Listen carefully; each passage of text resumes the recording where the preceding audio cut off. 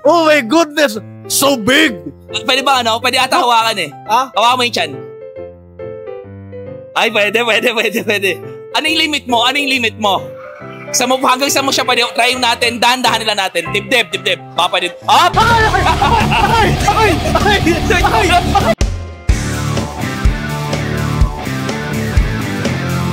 Welcome to Pinoy Wrestling Reviews, kung saan ang mga Pinoy wrestlers nagre-review ng mga matches. And ngayon, walang review kasi ang gagawin natin.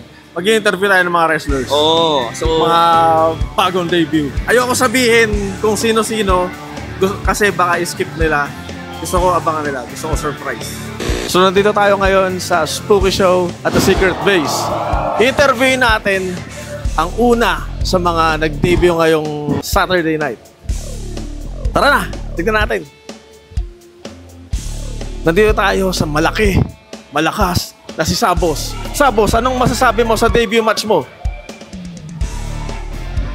Uy! So ito, meron na tayo ngayon. David, tayo lang. Please introduce yourself.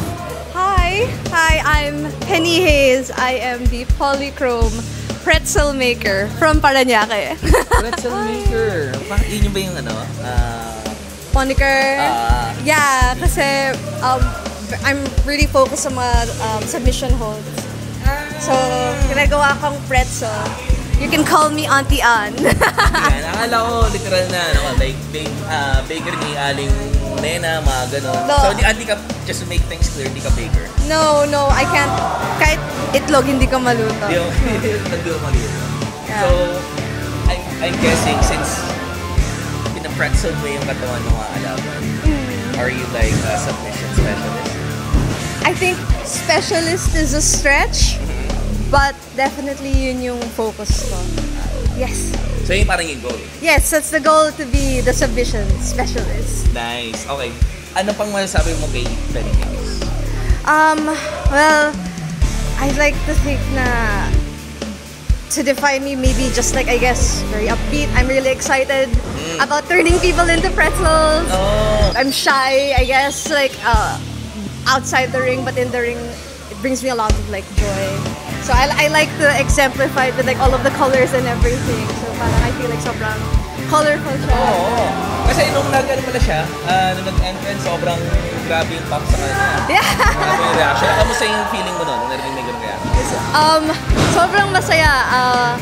Honestly, nung lumabas ako, marami akong na-recognize na people na even some people na hindi nila sinabi na pupunta sila.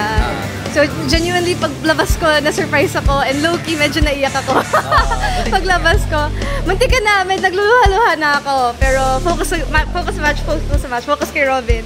So, sobrang saya. Unexpected na ganun karami magpapakita para sa akin. Pero if you did try, I think it'll work din.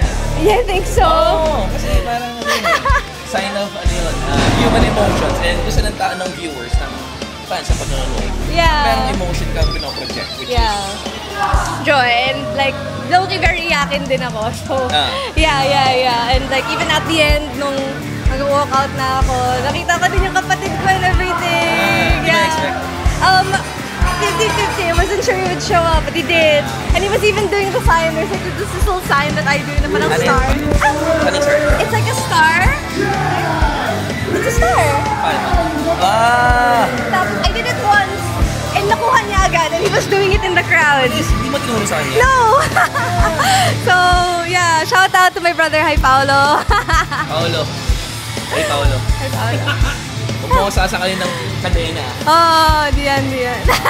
Any last words? I guess like I want to say thanks to the coaches at FPW Academy. I want to say thanks to all of my fellow like trainees who were rooting for me. And yeah, I'm just really looking forward to more matches and making more moments here. So yeah. See you soon. Ladies and gentlemen. Ito, kasama natin si Revo Ranger. Revo Ranger. Identify, sino si Revo Ranger. I am the defender of Planetang Earth. And I've been wrestling since pre-pandemic. Pre-pandemic wrestler sa mga hindi pa nakakalam or sa mga bago nag-tune in sa FPW. Rescue siya, ano nangyari? Ba't ngayon ka lang bumalik? It's a long story. So, very first show of FPW, I was there. And then I decided to take care of planet Earth. Okay. And I had to fight the evil that was invading Earth. It was a long process, but I'm back here now. And, well, just for one day, then I'm gonna go back and fight evil again. Why would you fight Earth? Why won't you fight Philippine government first? That's more important. That's so hard. See, citizens, it's not my job to fix all the problems in the world. You have to stand up for yourself too. Sa bagay, tama. We have to, lahat tayo mag-contribute. Exactly. Everyone has to do their part. It can't be just me. It can't be just one person. It has to be everybody. Mababalik pa ba ang Revo Ranger in the future? Or medyo busy ka na? I'm really busy. Aside from saving the world, meron ka pa bang like day job as a Revo Ranger? May day job ba sila? Does Revo Ranger have a day job? Meron ka bang yung Patrick Clark? Ano sila yung si Superman? Si Clark Kent. Clark Kent, sorry. Yeah. Si meron ka bang Clark Kent version na may day job? You know, if I say it, it's gonna endanger my family. You know, so I don't really want to like go out. I will say I have a day job. But for the most part, my job is protecting planet Earth. Tama, yung pinaka-importante. Kung yun yung saving Earth, yun yung the most difficult job in the world. No? Exactly, yeah. Tama, sa bagay. That's true. So, ngayon, sige, go. No, you were saying. Anong planet ang next destination mo? I'm looking at Mars. Mars, the closest planet to us right now. That would be pretty fun to go there. Yeah, Mars. Kasi nakikita ko, may Duke Ortega t-shirt ka. Bakit yun suot mo? Oh, I'm just a big fan of Duke. Okay. I'm not a big fan of his attitude towards other people.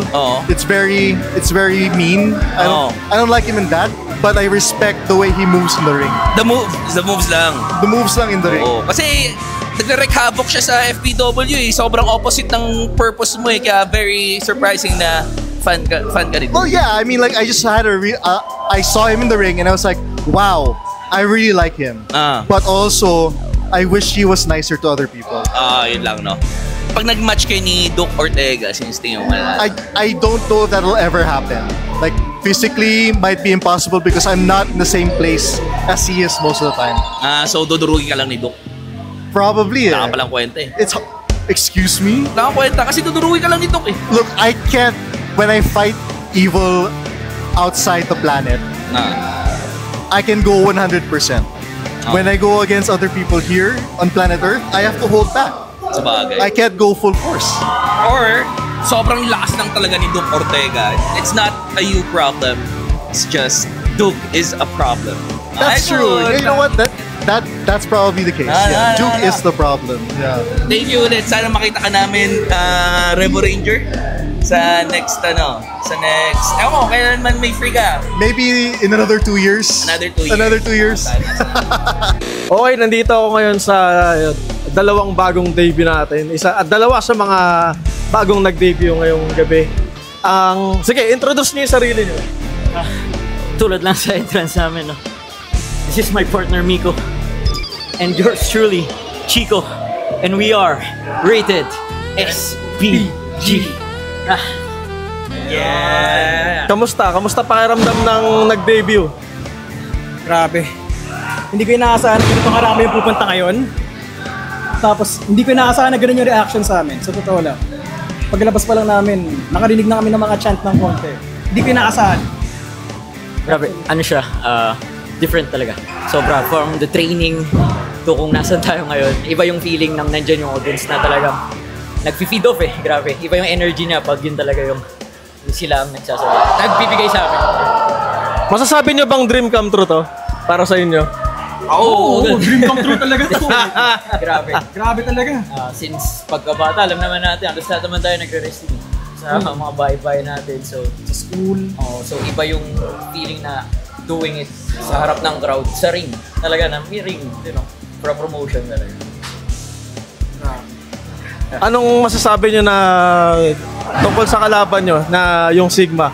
Si Jason Rex tsaka si AB3. Grabe. Alam mo yun, yung pag-advertise ng Sigma na sila yung isa sa mga best na stables dito sa FPW, actually totoo. Kasi sobrang galing nila eh. like in the ring, tapos like, feel mo rin yung intensity nila outside the ring. Like, naka-practice ko na sila, naka-training ko na sila, pero iba pala yung Sigma pagka in front of a crowd. Yun yung masasabi ko sa'yo. Pero from the bottom of our hearts, Sigma, isa-isa namin kayo. At ikaw, Darius, sumanda ka na. Sunod ka na sa amin. Eh, paano yun? Tatlo sila, dalawa lang kayo. Parang pag binilang mo naman, 4 naman yung ulo namin. 3 yung ulo nila. 3 lang. Kasi wala sila nung pangalawa eh. Ano lang meron sila? Mga ulong kalbo.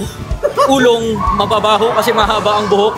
At lalo ka na, Darius, ulong Taga-Cavite. malaki, maasim, at mga Sigma. Mga loser lang naman kayo na nagko-compensate sa mga Sigma nyo! So, sa susunod natin magkita ulit, siguraduhin namin kami naman ang mananalo sa inyo. May mga jowa daw ba kayo? Siyempre, yung jowa ko, lahat ng binibini na nanonood sa FPW crowd, mahal ko kayo lahat. Corny mo. Hindi ko na mabilang sa kamay kung ilan jowa ako eh. Kaya, sorry pero pagtapos ng match na to, iba yung pagod yung mangyayari sa akin. Mabuti, magandang cardio namin. Kunyari, wildlife explorer. Wildlife experience. Anong makikita mo? Australian accent. Start muna tayo kay dito. Kunyari, ano makikita mo? Reaction mo pag nakita mo siya? Oh, a lady. A lady. A lady. Yeah. Tapos biglang nakita mo na to. Oh my God! What kind of species is this? Oh my goodness! So big! Pwede ba Pwede ata hawakan eh. Ha? Hawakan mo yung tiyan. Ay, pwede. Ano yung limit mo?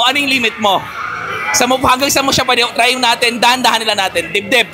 Papa din. Up! Ay! Bigla na lang mawawala!